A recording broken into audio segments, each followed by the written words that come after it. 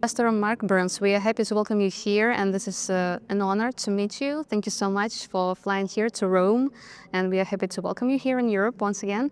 So we all know about your mission of spiritual diplomacy. Yes. Could you please share with us a little more about it, and how could you share this spiritual diplomacy here in the Vatican?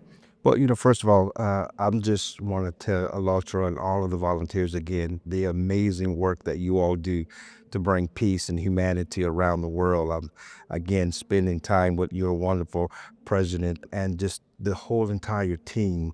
In every continent that I've been to, it's the same. You show nothing but love, and so for that, it means so much.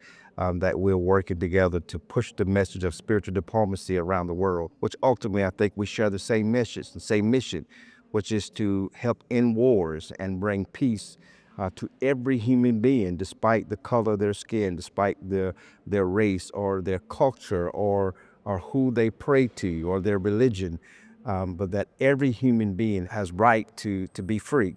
And that's our mission. So spiritual diplomacy does just that. We don't carry weapons, we carry wisdom. We're able to go beyond borders. We're able to go beyond treaties in the name of faith.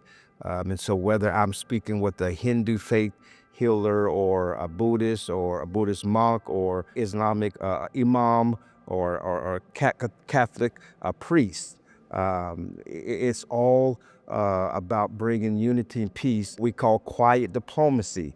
To do what politicians cannot do, to ultimately try to bring peace and stability in some of the most war-torn areas that are in the world. So that's what spiritual diplomacy is. It's not just about talking the talk, we actually do the work. Again, we're leaving here from the Vatican, the beautiful Vatican, Rome here, and we're heading straight to Korea.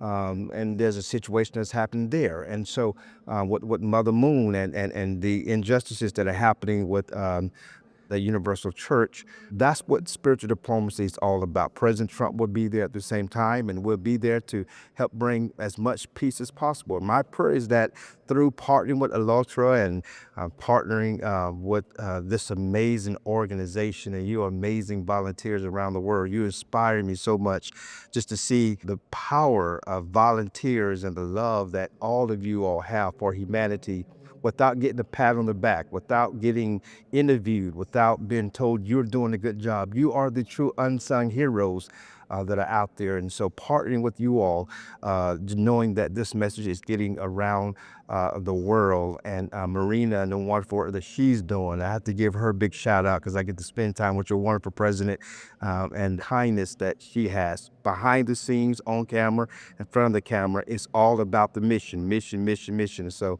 for that, I know that as long as we continue to work, we will achieve the goal of bringing peace around the world. Thank you so much for your words of support to all the volunteers and sharing your plans to travel around the world with your spiritual diplomacy mission. And I'd like to ask you about the World Changers Summit. What expectations do you have? It takes place in Vatican City in the Pontifical Academy of Science. Do you have special expectations from the place? Because it takes place in this sacred place.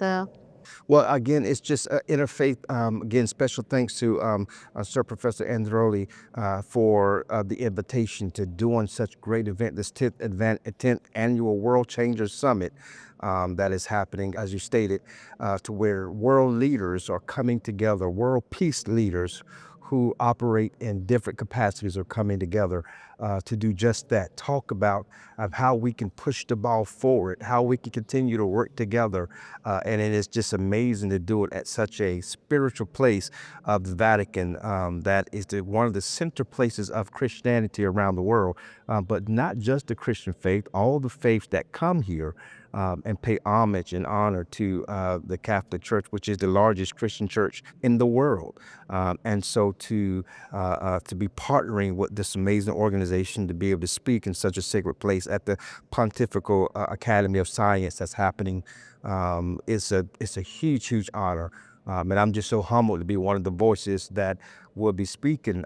But again, that just shows what Alatra does. You guys are right at the center, the heart of bringing peace around the world, bringing world leaders together. And so this is just the beginning because we have so much we got to do.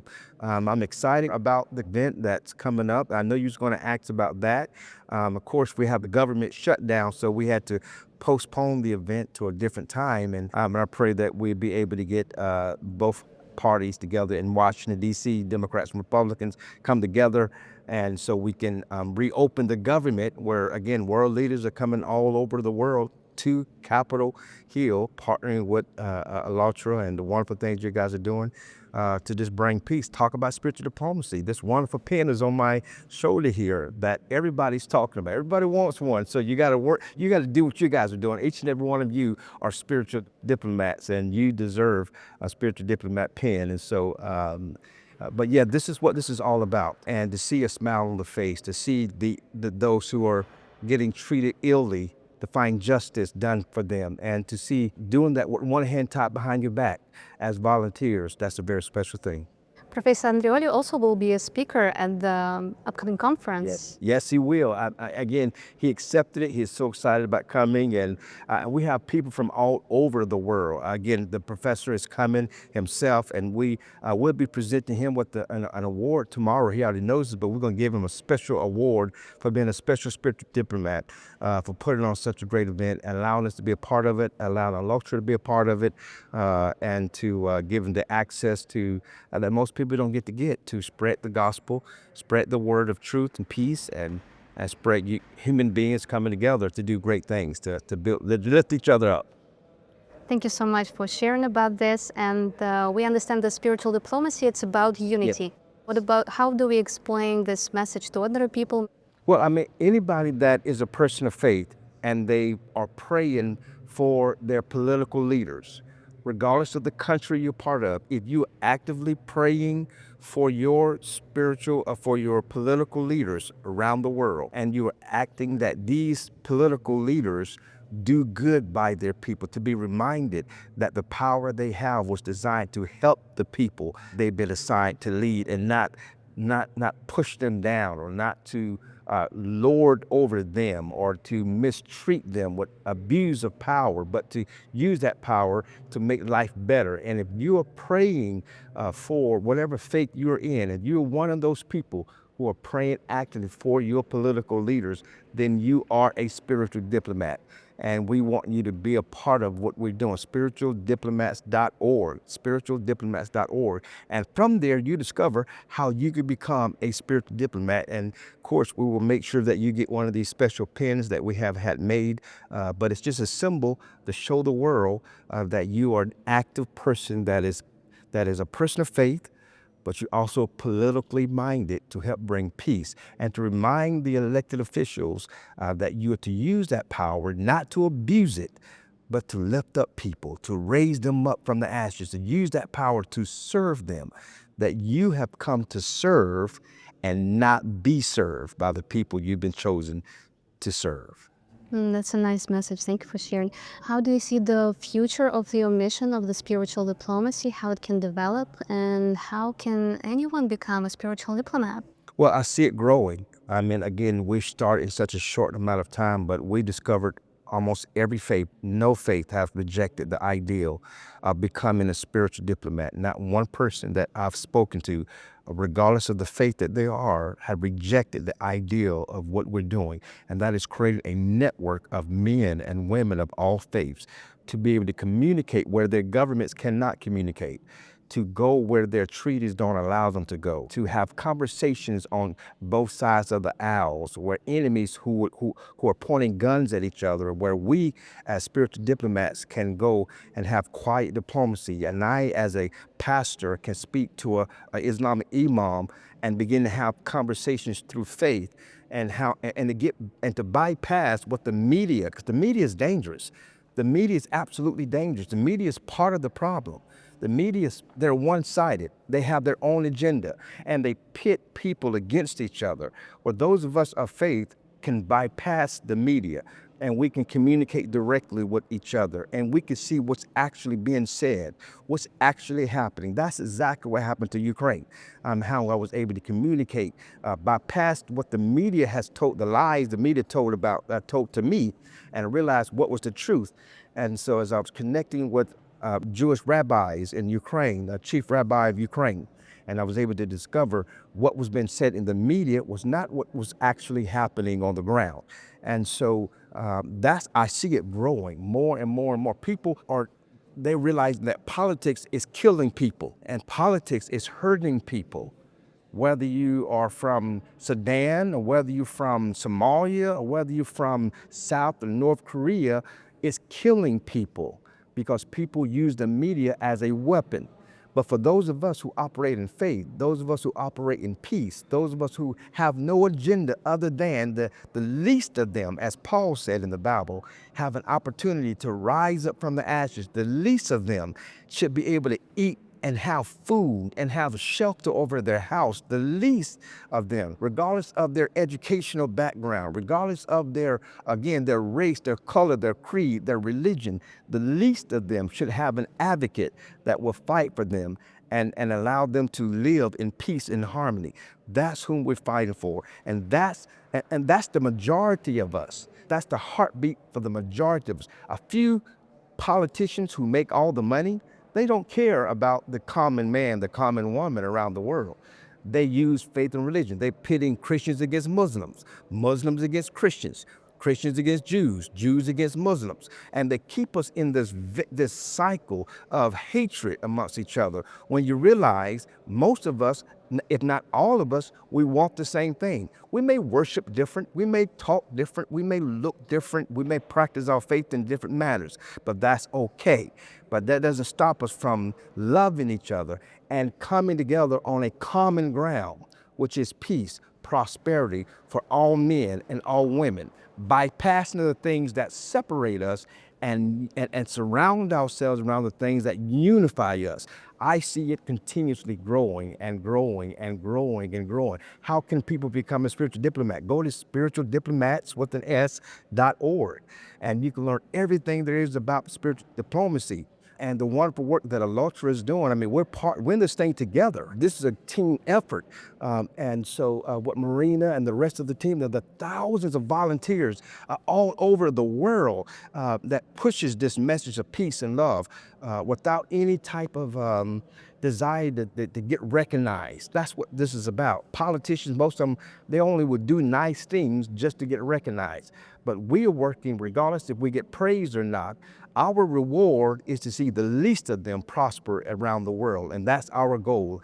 And so spiritualdiplomats.org, if you have a desire to operate in faith and interfaith, in tolerance, and you also are praying politically, and you're politically minded, knowing that the laws of the lands could be causing injustices where you live, we want you to be a part of the Spiritual Diplomat Corps, and we want you to help spread this message around the world. But I see it growing and growing, and I believe it can grow beyond any political party around the world because people can unite in faith, right? And that's the key here.